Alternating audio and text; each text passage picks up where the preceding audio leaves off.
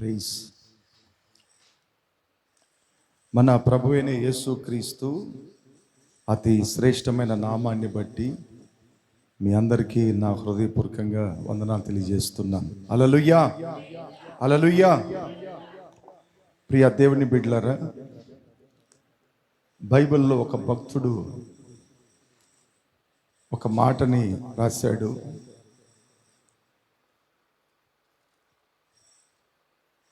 ఆయన రాసే ఆ మాటల్లో చాలా సత్యము దాగి ఉంది. కీర్తన 126వ అధ్యాయము 5వ వాక్యాన్ని మనం చదువుకుందాం.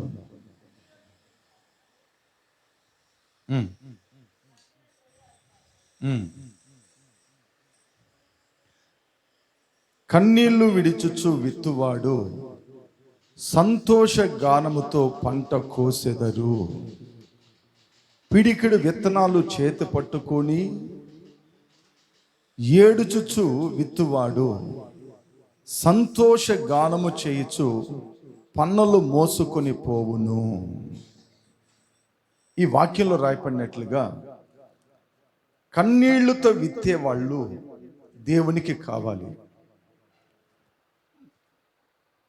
కన్నీళ్లతో ప్రార్థన చేసేవాళ్ళు, కన్నీళ్లతో దేవుని ఎదుట నిలబడుకునేవాళ్ళు, కన్నీళ్లు కలిగి దేవుని ప్రలాపించుకునే వాళ్ళు దేవునికి అవసరం. ప్రియ దేవుని బిడ్డలారా, ఈ వాక్యంలో రాయబడినట్లుగా కన్నీళ్లు విడిచుచు విత్తువాడు అని రాయబడింది. మనము కన్నీళ్లతో ప్రార్థన చేసే అనుభవాన్ని మనం నేర్చుకోవాలి. కన్నీళ్లు ప్రార్థన అనేది మన దగ్గర ఉండాలి. కన్నీళ్ళు ఎప్పుడు వస్తాయి? జరగకూడదు జరిగేటప్పుడు, బాగా శ్రమల్లో మునిగిపోయేటప్పుడు, జీవితం గురించి దరిదొయ్యిపోయినప్పుడు మన కళ్ళకి నీళ్లు కమ్ముకొని వస్తాయి. లేదా చేయరాని నేరం చేసేటప్పుడు దాన్ని నిందగా ఎవరన్నా చెప్పారంటే మన కన్నీళ్ళు వస్తాయి. నా మీద ఇంత నిందేస్తున్నారా అని. కన్నీళ్లకు చాలా విషయాలు ఉన్నాయి కన్నీళ్లు రావటానికి. కాబట్టి వాక్యంలో రాయబడి ఉంది, కన్నీళ్లతో విత్తువాడు. కన్నీళ్లతో ప్రార్థన చేసే బిడ్డలు దేవుడికి కావాలి. కన్నీళ్లతో ప్రార్థన చేయాలి, అది నేర్చుకోవాలి మనం. మీకు పావురం తెలుసా? పావురాన్ని దగ్గర చూసారా ఎప్పుడైనా? పావురాన్ని, గువ్వను చూసారా? దాని కళ్ళు బాగా చూడండి, తేర చూడండి, దాని కంట్లో ఎప్పుడు నీళ్లు ఉంటూనే ఉంటాయి. దాని కంట్లో నీళ్లు ఉంటూనే ఉంటాయి ఎప్పుడు. అట్లా మన జీవితంలో మనము కన్నీళ్లతో ప్రార్థన చేసుకునే అనుభవం మనకు రావాలి. దేవుని దగ్గర కన్నీళ్లతో ప్రార్థన చేయాలి. కన్నీళ్లు రావాలంటే మనము ఇరిగిన నలిగిన హృదయం గల వాళ్ళమై ఉండాలి, పశ్చాత్తాపం కలిగిన వాళ్ళమై ఉండాలి. మన దగ్గర మనసు ఇరిగిన, హృదయం ఇరిగిన అలాంటి వాళ్ళమై ఉండాలి. కఠినమైన మనసు ఉన్న వాళ్ళ కన్నీళ్ళు రావు. నవ్వు వస్తుంది వాళ్ళకి, కిండల గేళ్ళు వస్తాయి. కఠినమైన మనసు ఉన్న వాళ్ళకి ఎప్పుడు కూడా కన్నీళ్ళు అనేవి రావు. ప్రియ దేవుని బిడ్డలారా, వాక్యంలో రాయబడింది కన్నీళ్లతో విత్తువాడు అని రాయబడింది. మనం ఎప్పుడు దేని కొరకు ప్రార్థన చేసినా మనం కన్నీళ్లతో ప్రార్థన చేసుకునే అనుభవం మనకు ఉండాలి. కన్నీళ్లతో ప్రార్థన చేయాలి. నాకు కన్నీళ్ళ అనుభవం చాలా ఉండే, దండిగా ఉన్నాయి. చాలా చాలా చాలా చెప్పగలుగుతాను. నాకు కరెక్ట్గా 21 ఏళ్ళు వయసు ఉంటుంది. నేను రక్షణ పడి 1 సంవత్సరం అయి ఉంటుంది. నాకు ప్రార్థన తెలియదు, వాక్యం తెలియదు, పాటలు కూడా చేత కావు నాకు. ఒక ఇంట్లో ప్రార్థనలు పెడితే ఆ ఇంట్లోకి వెళ్ళి ప్రార్థనలు కలుసుకుంటా ఉంటాను రోజు. ఆ ఇంటోళ్ళు విసిగిపోతారు, వీళ్ళు ఎప్పుడు లెగుస్తారా అని. ఏదంటే మేము నలుగురమైనా కనీసం ఒక మనిషి అర్ధగంట సేపు ప్రార్థన చేస్తాం. మరి 2 గంటలు అవుతుంది, 2:30 గంట అవుతుంది. ఆ ఇంటోళ్ళు విసిగిపోతారు. వీళ్ళు లెగిస్తే కదా మనం అన్నం తినాలా, వీళ్ళు లెగిస్తే కదా మనం పడకేసుకొని నిద్రపోవాలా అని. అప్పుడు మాకు తెలియదు అవన్నీ. మా వయసు అలాంటిది, మేము ఎదుగుతున్న రోజులవి. అప్పుడు ఒకసారి ప్రార్థన చేస్తూ ఉంటే నాకు సిలువలో యేసయ్య కనపడింది. సిలువలో కనపడి అటు పోతూ ఉన్నాడు, అలా కదిలిపోతా ఉన్నాడు. ఆయన ఒక మాట అన్నాడు, నీ కోసం నేను సిలువ మోసాను, నా కోసం నువ్వు ఏం మోస్తావని అడిగాడు. చూడండి, అప్పుడు నాకు వచ్చి, నేను ఒక విశ్వాసిని అంతే. కంట్లో నీళ్లు దూకిని, బోర్నని ఏడుస్తున్నా. ఆ ఇంటోళ్ళు అందరూ ఒక మాదిరి అయిపోయారు. మా యవనస్తులు అందరూ కూడా ఒక మాదిరి అయిపోయారు. ఎందుకు ఏడుస్తున్నాడు వీడు, ఎందుకు ఏడుస్తున్నాడు అని. ఆ సిలువ దర్శనం నాకు కనపడిన తర్వాత నన్ను ఎరగకనే నాకు నీళ్లు రావటం, ఆ మాటను బట్టి నేను బోర్నని ఏడవటం మొదలైంది. నన్ను ఎవరు కూడా ఆపలేకపోయారు. దాదాపు గంట సేపు అయింది. వాళ్ళు అడిగారు, ఏమైంది నీకని అడిగారు. నాకు యేసు ప్రభు సిలువలో కనపడాడు, ఈ మాట అడిగాడు నన్ను. చూడండి, నాకు అప్పుడు ఏదనే తెలియదు. నేను ఈ మరి పరిచర్యగా వస్తానన్న సంగతి ఒక్క నలుసు కూడా నా లైఫ్లో నేను ఆలోచన చేసింది లేదు. లైఫ్లో నేను సేవకు వస్తాను, సేవ చేస్తాను, బైబిల్ కాలేజీకి పోతాను, పరిచర్లో నిలబడుకుంటాను, సంఘాలని స్థాపిస్తాను అన్న ఒక చిన్న డాటు కూడా లేదు నా దగ్గర. డాటు కూడా లేదండి. అవతలదా అర్థమైంది ఆ దర్శనం నుంచి కొన్ని సంవత్సరాల తర్వాత. ఏమని? ఆయన సేవను మోయమని మనకు చెప్తున్నారు అని. అప్పుడు తెలియదు నాకు, చిన్న పిల్లోని నేను. అప్పుడు ఈ బోర్నని ఏడిశాను. అట్లా మనం కన్నీళ్ళు అనుభవం అనేది ఒకటి ఉండాలి. నా పర్సనల్ డైరీ ఒకటి ఉంది. నాకు జరిగిన ప్రతి ప్రాబ్లమ్స్, నేను ఎదుర్కొన్న ప్రతి ప్రాబ్లమ్స్, నన్ను ఎవరెవరు ఏమేమి అన్నారో ప్రతి విషయాన్ని రాసిపెట్టున్నాను పర్సనల్ డైరీలో. ఎక్కడో ఉంది ఇంటి లోపల, ఏదో ఒక మూలలో పడేశాను. సేవకు వచ్చిన తర్వాత ఇక బొత్తిగా రాసేది మానేసుకున్నాను. నేను ఎంత బాధపడినానో, ఎంత శ్రమ పొందానో, ఈ పరిచర్లో ఎంత అవమానం వచ్చిందో, ఎవరెవరు నన్ను ఏమేమి అన్నారో, ఏమేమి కథలు కట్టారో, ఏమేమి కోల్చాలనుకున్నారో, ఏ రకంగా నా మీద వాళ్ళు ఏమేమి కనిపించాయో అవన్నీ రాసిపెట్టాను. నేను శుభ్రంగా రాసిపెట్టాను, ఎవరితో చెప్పుకోకుండా. అవి ఏడ్చేటప్పుడు ఆ కన్నీళ్ళు మధ్యలో ఆ డైరీ రాసుకున్నా. రాసినాను, కన్నీళ్ళ మధ్యలో డైరీ రాసుకున్నా. నాకు తెలియని అక్షరాలతో రాసుకున్నాను. ప్రియ దేవుని బిడ్డలారా, మనం ఎల్లప్పుడూ కన్నీళ్లతో ప్రార్థన చేసుకునే వాళ్ళమై ఉండాలి. ఆ అలవాటు మనకి ఉండాలి. మనం దేనికి ఏడుస్తాం తెలుసా? ఎవరన్నా ఏదన్నా ఈగిపోతే దానికి అలిగి ఏడుస్తాం. అలిగి ఏం చేస్తాం? ఏడుస్తాం. ఎవరన్నా మనం తిడితే ఏడుస్తాం. మనల్ని కొడితే ఏడుస్తాం. ఏంటండి, రకరకాల ఏడుపులు ఉన్నాయి. నిజమైన కన్నీళ్లు కూడా ఉన్నాయి. నీ జీవితంలో నువ్వు నిజంగా కన్నీళ్లు కారవాలి. డూప్లికేట్ కాదు, అవసరాలను బట్టి ఏడిసేది కాదు, అక్కరను బట్టి ఏడిసేది కాదు. ఆ డూప్లికేట్ కన్నీళ్లు ఎప్పుడు యేసయ్య చూడడు. నువ్వు నిజంగా ఏడిసినవంటే, నిజమైన కన్నీళ్లుగా నువ్వు ఉంటే, ప్రభు నీ ప్రార్థన, నీ విన్నపాన్ని, నువ్వు కారుస్తున్న నీ కన్నీటి వైపు ఆయన చూస్తాడు. నీ కన్నీళ్లు కానీ ఉప్పచప్పగా ఉన్నాయి అనుకోండి, ఏదో అందరూ మెచ్చుకోవాలని, అందరూ చూడాలని, అందరూ ఏదో ఒక రకంగా మనల్ని అనుకోవాలని అలాగా నువ్వు ఏడ్చావంటే ఆయనకి తెలిసిపోతుంది. అది నీ వేషం, నీ కన్నీళ్ళు వేషం ఆయనకి తెలిసిపోతుంది. బైబిల్లో రాయబడి ఉంది, కన్నీళ్లతో విత్తేవాడు సంతోష గానము చేత పంటను ఏం చేస్తాడంట? కోసుకుంటాడంట.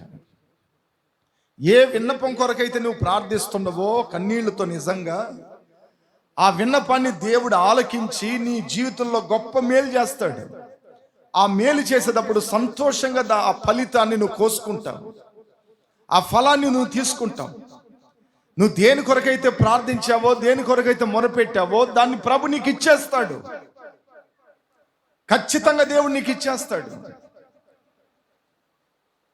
మనకందరికి తెలుసు, ఒక వ్యభిచారి స్త్రీ యేసు ప్రభు ఒక మతానాయకుడి ఇంట్లో భోజనానికి కూర్చొని ఉంటే ఆమెకు తెలిసింది ఫలాని ఇంట్లో యేసయ్య ఉన్నాడని.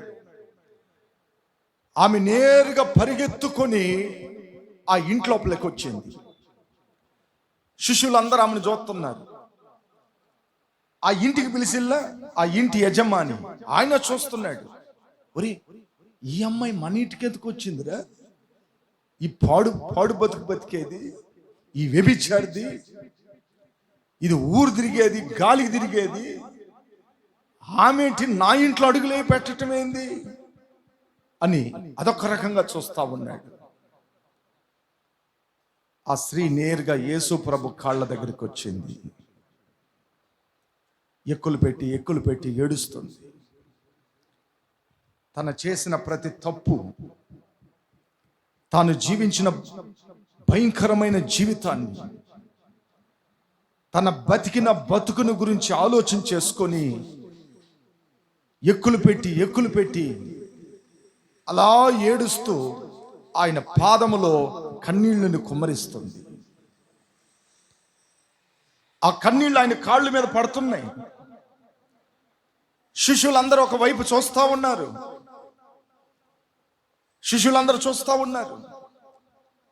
ఆ ఇంటికి యజమాని యేసు ప్రభుని శిష్యుల్ని భోజనాన్ని పిలిచల్లా అతను చూస్తా ఉన్నాడు ఈ సంగతిని.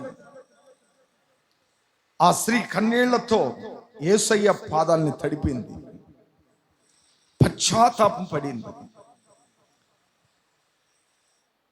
అలా కన్నీళ్లు కార్చేటప్పుడు ఆ మనుకునింది, ఈ పాపిష్టురాలు కన్నీళ్ళు ఆయన మీద పడచ్చా?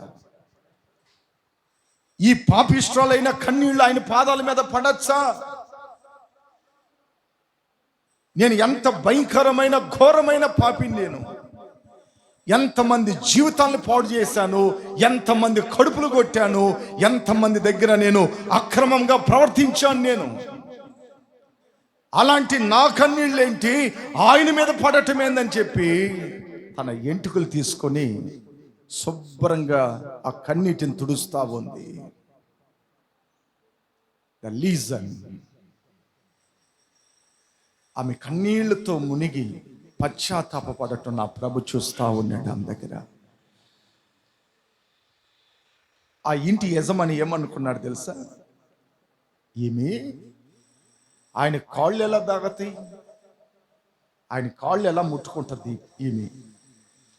మరి ఈయన నిజంగా బోధకుడైతే, యేసు ప్రభు అయితే, మెస్సయ్య అయితే ఇలాంటి పనికిమాలినోళ్ళని ముట్టుకొనివచ్చా? ఇలాంటి పాడు బతికే వాళ్ళని తాకనియచ్చా అని లోపల అనుకుంటా ఉన్నాడు. బయట అనుకోవటం లేదు, లోపల.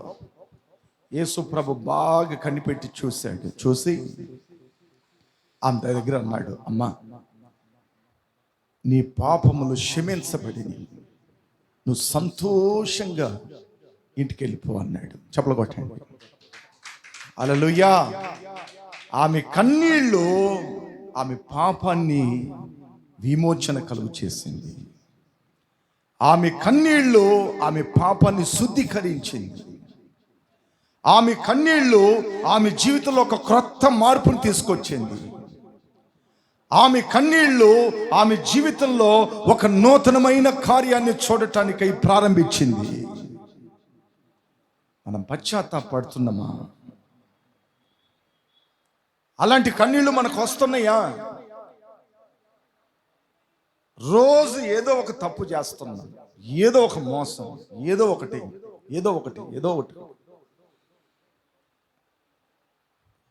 శుభ్రంగా బ్రతికే జీవితం కనపడుతుందా? ఇలాదా బతకాలన్నది కనపడుతుందా మనకి? పెద్దోళ్ళు అంటారు, ఎట్ట బతికేది బతుకు కదరా, ఇట్టదా బతికేద్దా బతుకు.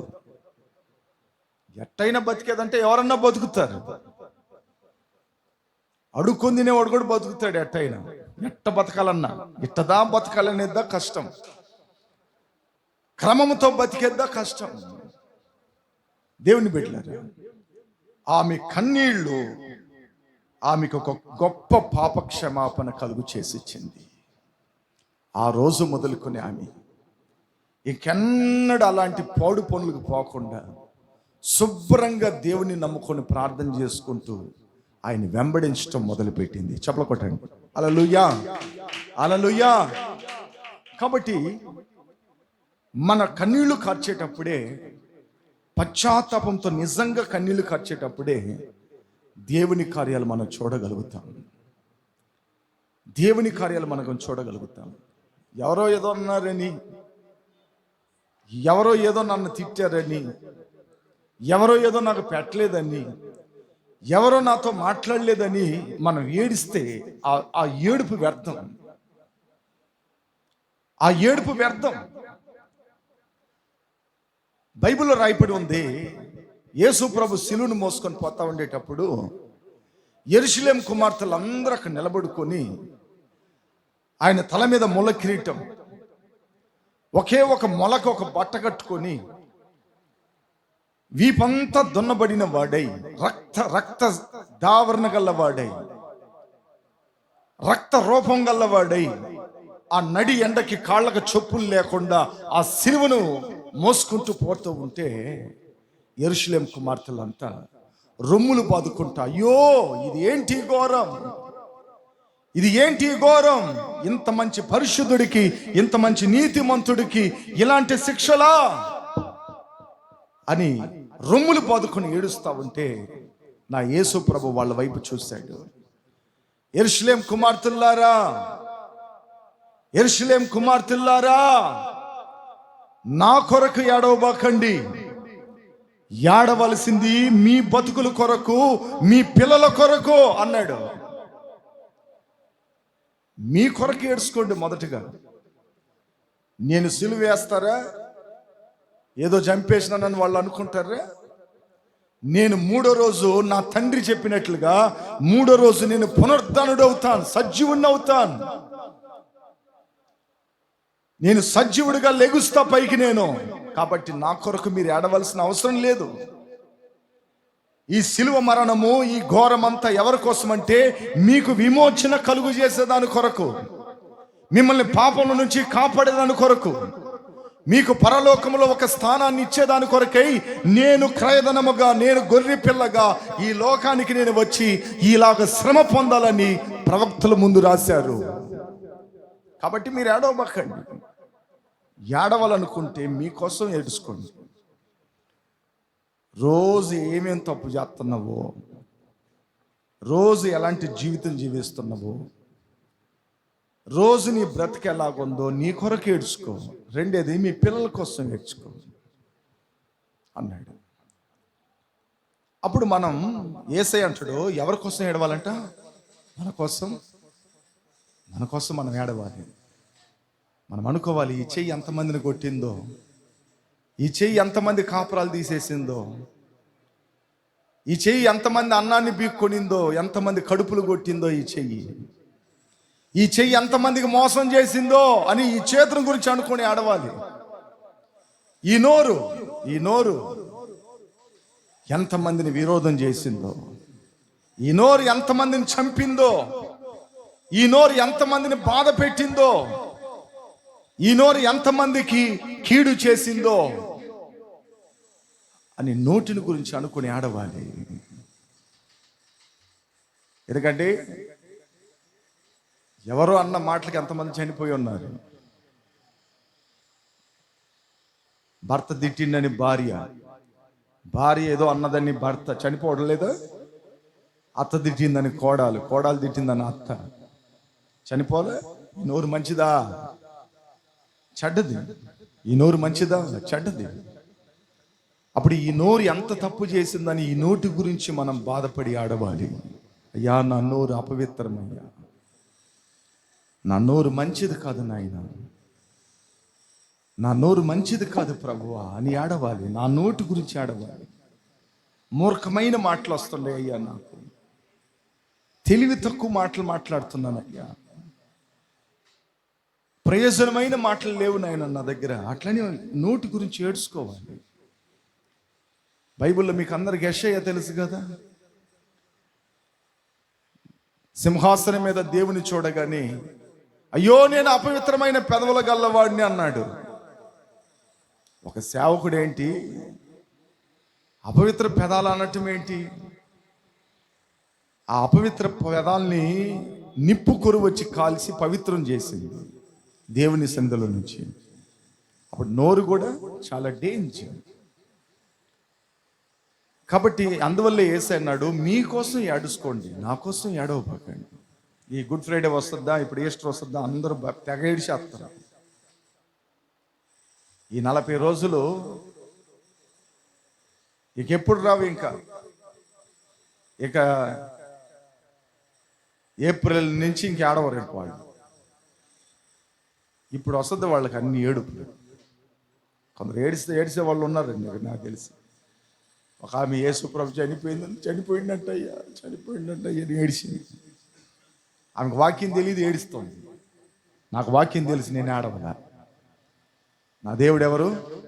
సజీవుడు. సంవత్సరం చంపాకండి ఆయన, సంవత్సరం సిలివేయబాకండి. నా దేవుడు ఎవరు? సజీవుడు, పునరుద్ధానుడు. సంవత్సరం వేయకూడదు ఆయన సిలువలో. యేసుప్రభు కూడా అన్నాడు, నా కోసం ఏడవబాకండి యెరూషలేము కుమార్తెలారా, మీకోసం ఏడవండి. మీ కాళ్ళు ఎంతమంది ఇంటికి పోయి కాపురాలు తీసింది, ఎంతమంది ఇంట్లో మీ కాళ్ళు పడటం వలన ఎంతమంది కాపురాలు విడిపోయాయి. మీ కాళ్ళు గురించి ఏడ్చుకోండి. ఎన్ని కుటుంబాలు నీ అడుగు పెడితే బాగుపడిన కుటుంబాలు, ఎన్ని కుటుంబాలు పాడయ్యాయి నీ కాళ్ళు వల్ల. నీ గురించి ఏడ్చుకోవాలి. ఎందుకంటే అంత నేరాలు మనలో ఉంటాయి మనకు తెలియకుండా.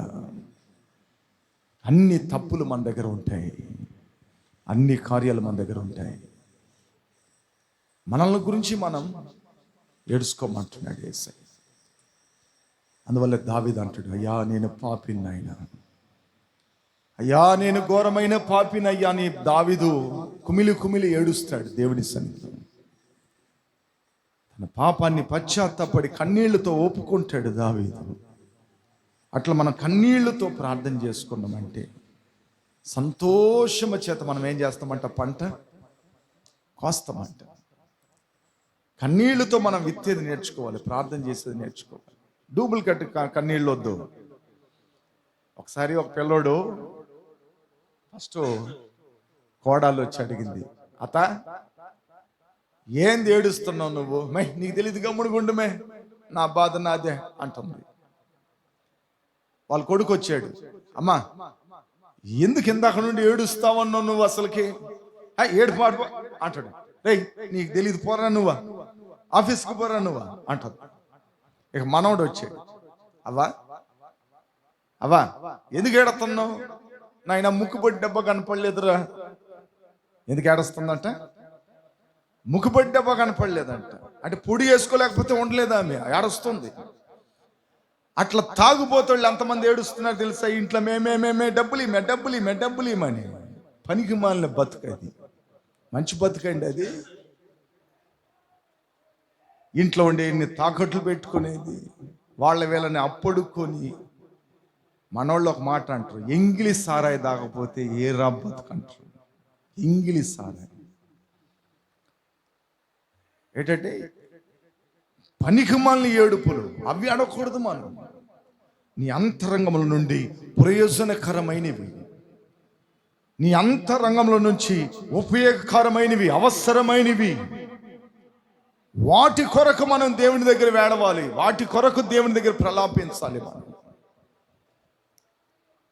మీకు అందరికి హిజ్కియా తెలుసు, బైబిల్లో హిజ్కియా యెషయా గ్రంథంలో ఉన్నాడు. ఒక ప్రవక్త వస్తాడు ఇంటికి, హిజ్కియా దేవుడు నీతో ఒక మాట చెప్పమన్నాడు. చెప్పండి, నువ్వు చచ్చిపోతావు అంట. ఇదినా? అవునవును, నువ్వు చనిపోబోతున్నావు. కాబట్టి నీ ఇంటిని చక్కబెట్టుకో అట్లని చెప్పి వెళ్ళిపోతాడు. హిజ్కియా ఏం చేస్తాడు తెలుసా? గోడ తట్టు తన ముఖమును తిప్పుకొని బోరునని ఏడుస్తాడు.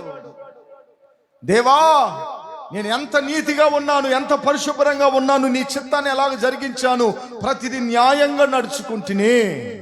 అట్లని దేవునికి కన్నీళ్లు విడుస్తా ప్రార్థన చేస్తాడు. వెంటనే చెప్పిపోతున్న ప్రవక్త దగ్గర అంటాడు దేవుడు, ఆగో, నేను హిజ్కియా కన్నీళ్లు చూశాను. ఏం చూశాడంట? హిజ్కియా నీతు ఎత్తు పొడుగు చూడలా ఆయన. హిజ్కియాకి ఎంత డబ్బు ఉంది, ఆస్తులు ఉంటాయి, పేర్లు ఉంటాయి, ఏం చూడలా ఆయన. హిజ్కియా దగ్గర ఉన్న నీతిని చూడలా, పరిశుద్ధతను చూడలా.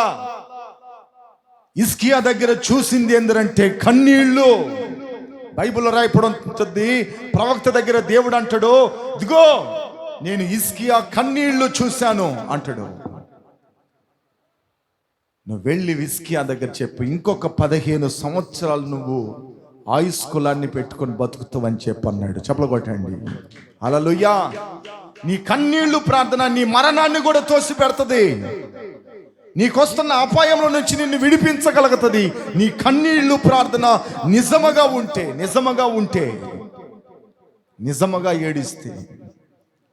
నిజముగా ఏడిస్తే నీ మరణాన్ని కూడా తోసి పెడుతుంది నీ కన్నీళ్లు.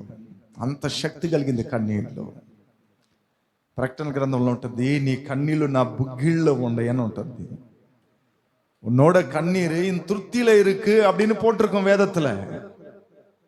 అప్పుడు ఏ ఒక కన్నీళ్లు కూడా దేవుడు నిష్ప్రయోజనంగా కింద పారిపోయాడు.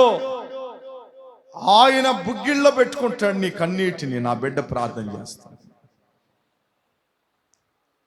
మీకు ఒక సంగతి చెప్తాను. యేసు ప్రభుకి దేవదూతలు గిఫ్ట్ ఇవ్వాలని, గిఫ్ట్ బహుమతిని ఇవ్వాలని 2 బుట్టలు తీసుకొని వచ్చారు పరలోకం నుండి. ఒక సైడ్ ఏమో విలువ కలిగిన బంగారు కిరీటాలు అవన్నీ ఒక బుట్టలు వేసుకున్నారు.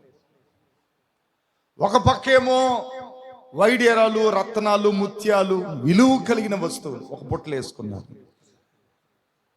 నేరుగా యేసు ప్రభు దగ్గర తీసుకెళ్ళి ఆయన పాదాల దగ్గర పెట్టి దేవదూతలు అన్నారు, ఈ భూమి మీద చాలా విలువ కలిగింది ఇవే ప్రభువా. ప్రజలందరూ వీటిల్నే పోకులాడుతున్నారు, వీటి కొరకే ప్రయాసపడుతున్నారు, రాత్రి పగుళ్ళు వెళుతున్నారు. ఈ విలువ కలిగిన ఇదిగో మీకు కానుగ్గా ఇస్తున్నాను అన్నాడు. ప్రభు అన్నాడు, ఇవన్నీ నేను సృష్టించగలిగినవి గనుక ఇవి నాకు విలువ కలిగినవి కావు అన్నాడు. అట్ల తర్వాత ఆ దేవదూతలు నిరుత్సాహపడి మరలా భూమి మీద ఏదన్నా విలువ కలిగిందో అని వెతుకుతా వస్తే ఒక స్త్రీ కన్నీళ్లతో ప్రార్థన చేస్తా ఉన్నది. ఆ ఇంట్లోపలికి వెళ్ళి ఆమె కన్నీళ్లు చేతులకు పట్టుకొని నేరుగా యేసు ప్రభు పాదాల దగ్గర తీసుకొని వచ్చి చూపించింది. ఒక ఆమె ఏడుస్తూ ఉంటే ఆ నీళ్లు తెచ్చానయ్యా అని ప్రభు అన్నాడు, నాకు విలువైంది ఆ కన్నీళ్ళే అన్నాడంట. చప్పలు కొట్టండి. హల్లెలూయా, హల్లెలూయా. దేవుని బిడ్డలారా, కన్నీళ్లతో ప్రార్థన చేసుకునే అనుభవం మన జీవితాల్లో మనకు ఉండాలి. ఎందుకంటే కన్నీళ్లతో విత్తువాడు సంతోష గానముతో పంటను ఏం చేస్తాడంట? కోస్తాడంట. ఆ తర్వాత రాయబడింది, పిడికిడు విత్తనాలు చేతు పట్టుకొని ఏడుచుచు విత్తువాడు. ఎంత అద్భుతం అండి ఇది. మీరు అలాంటి ప్రార్థనలు చేయండి ప్లీజ్. నేను మీకు చెప్తున్నాను, ప్రభువా నాకు ఈ నెలంతా జరగాలి, ఎంతే డబ్బు ఉంది ప్రభువా అట్లని ప్రార్థన చేయండి. దాన్ని పట్టుకొని నా కుటుంబానికి సరిపోయేంత ఈ డబ్బు ద్వారా ఈ కుటుంబం సరిపోవాలి నాయన అట్లని ఒకసారి కన్నీళ్లతో ప్రార్థన చేయండి. ఆ మాట అక్కడ రాసి ఉందండి, పిడికిడి విత్తనాలు చేతు పట్టుకొని ఏడుచుచు పోవచ్చు విత్తువాడు అని ఉంది. నీ కలిగింది ఏదో దాన్ని పట్టుకో గట్టిగా, దాన్ని పట్టుకొని దాని కొరకు ఏడు. లేని వాటి కొరకు ఎడవబాక, అది లేదు ఇది లేదు అది లేదని ఎడవబాక, ఉన్నదాన్ని పట్టుకుని ఏడు. ఉన్నదాన్ని పట్టుకుని ఏడవాలి. నీ కలిగింది ఏదో దాన్ని పట్టుకుని ఏడు దేవుని దగ్గర గట్టిగా. అలా నువ్వు ఏడిసి దాన్ని కానీ పట్టుకొని ఏడిసినవంటే సంతోష గానముల చేత ఆ పన్నులు నువ్వు మోసుకొని పోతావంట, భుజాల మీద పెట్టుకొని. చపల కొట్టండి. హల్లెలూయా. అంత గొప్ప ఆశీర్వాదాలు దేవుడు నీకు ఇస్తాడు, అంత గొప్ప దీవెనలు నీకు ఇస్తాడు, అంత గొప్ప ఆశీర్వాదాల చేత ప్రభుని నింపుతాడు. మీకు బైబిల్లో ఈసాకు విதைத்த 100 మడంగాగా అవన్ పళ్ళను పెట్టుకున్నాను. ఎట్లా తెలుసు అది? ఆ ఊళ్ళో ఉండే వాళ్ళందరూ కూడా వాళ్ళు ఎంత విత్తనాలు వేస్తారో దానికి వచ్చి ఏదో ఒక బస్తా వేసిండ్రు అనుకోండి విత్తనాలు, ఒక 10 బస్తాలు ఓడ్లు వస్తాయి అనుకోండి.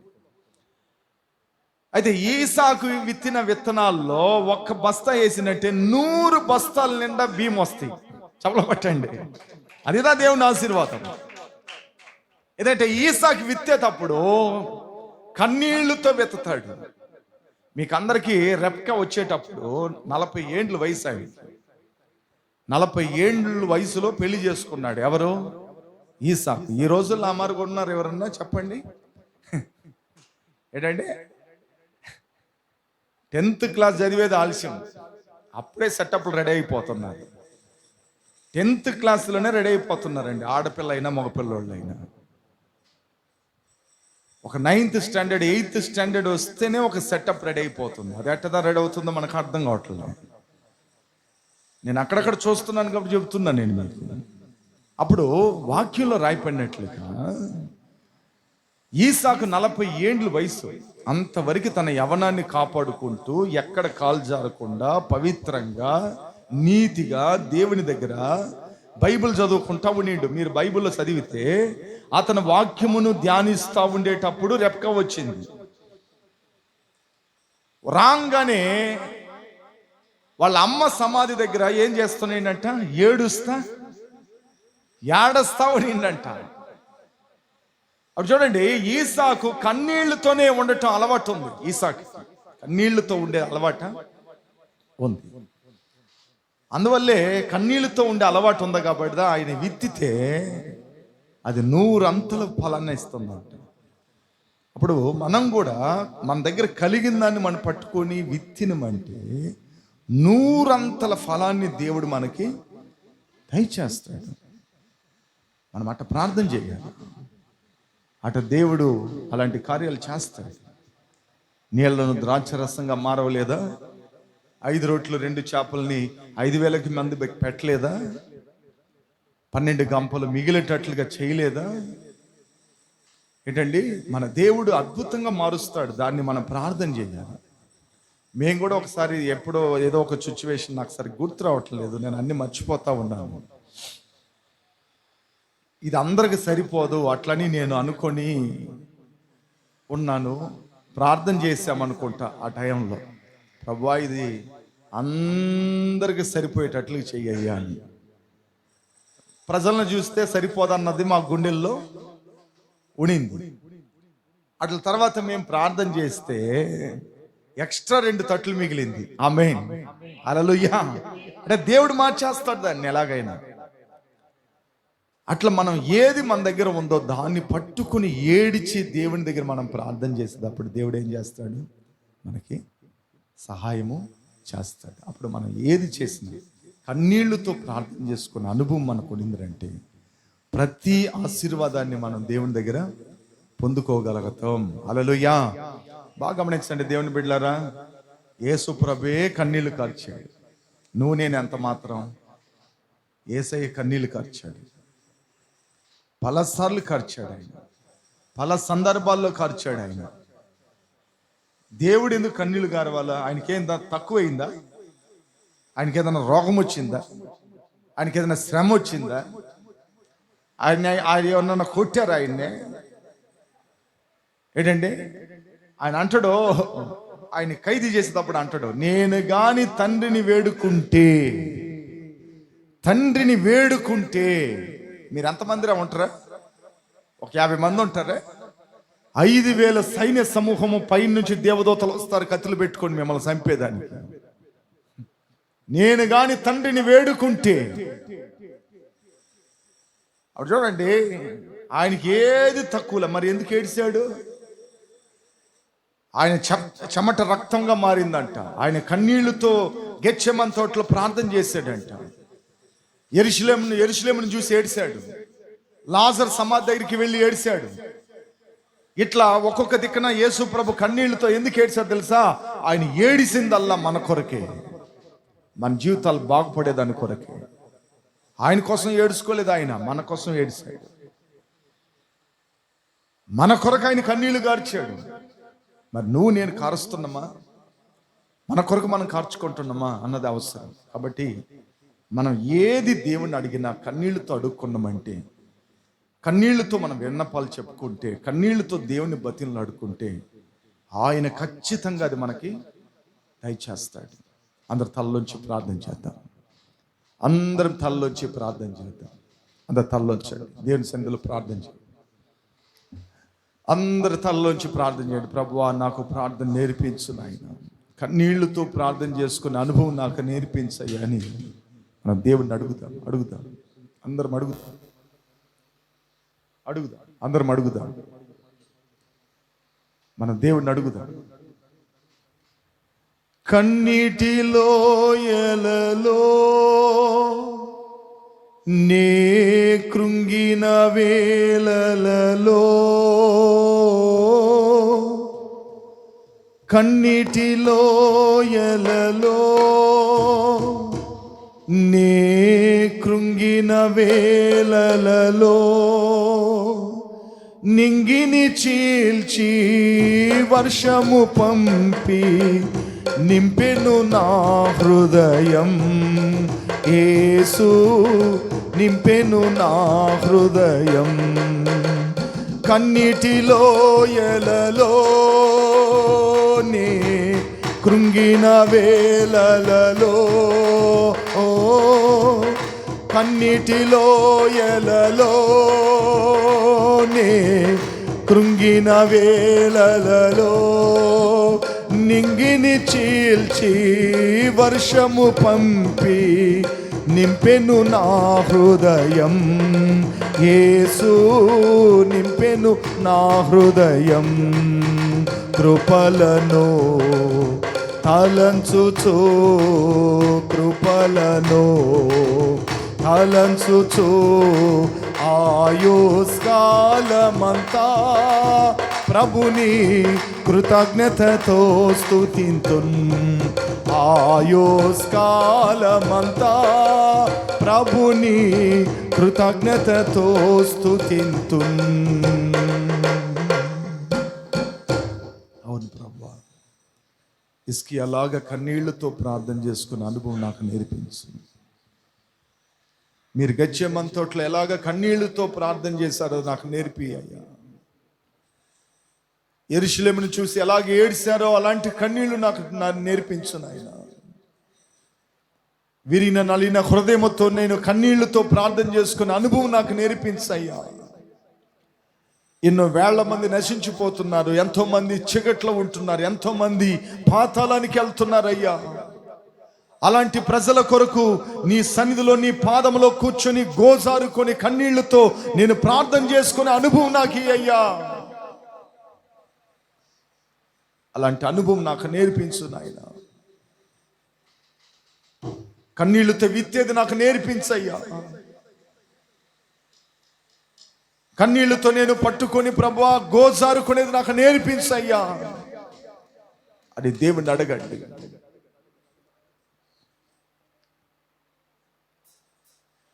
ఆ వ్యభిచార స్త్రీ కన్నీళ్లతో కార్చి నీ సన్నిధిలో ప్రార్థించినప్పుడు ఆమెకు గొప్ప రక్షణ విమోచన కలుగు చేశావయ్యా. ఆమె పాపాలు శుద్ధీకరించావు నాయన. అలాగ నన్ను శుద్ధీకరించయ్యా. నీకు ఇష్టమైన బిడ్డగా నన్ను మార్చయ్యా. నీ చిత్తాన్ని జరిగించే బిడ్డగా నన్ను మార్చు నాయనా, నీకు సమీపంగా నన్ను మార్చయ్యా. అలాంటి కృప నాకు ఈ నాయనా నీ దేవుని అడుగు, దేవుని అడుగు, దేవుని సన్నిధిలో ప్రార్థన చేయి. ప్రేమగల్ల మా తండ్రి, పరిశుద్ధుడైన మా యేసయ్య, కన్నీళ్లతో ప్రార్థన చేసుకునే అనుభవాన్ని మీరు మాకు దయచేయమని, మా ప్రతి విన్నపాలు మేము కన్నీళ్లతో చెప్పుకునేవి ఆ ప్రార్థన మాకు నేర్పించండి. నీ కృపలో మమ్మల్ని జ్ఞాపకం చేసుకోమని యేసయ్య నామములో ప్రార్థిస్తున్నాను తండ్రి, ఆమేన్. అందరు పైకి లేచి నిలబడుకుందాం. ఒక పాట పాడుతుండగా కానుకలు సమర్పించుకుందాం.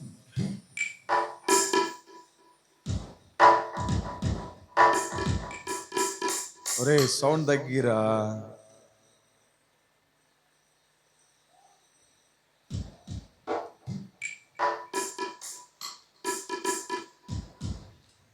తపలా పెట్టు. నా వేదనలో వెతకి తిని శ్రీ యేసుని పాదాలను నా మనసులో కోరి తిని, నీ రూపమునే దీనుడనై నా వేదనలో వెతకి తిని శ్రీ యేసుని పాదాలను నా మనసులో కోరి తిని, నీ రూపమునే దీనుడనై నా వేదనలో వెతకి తిని.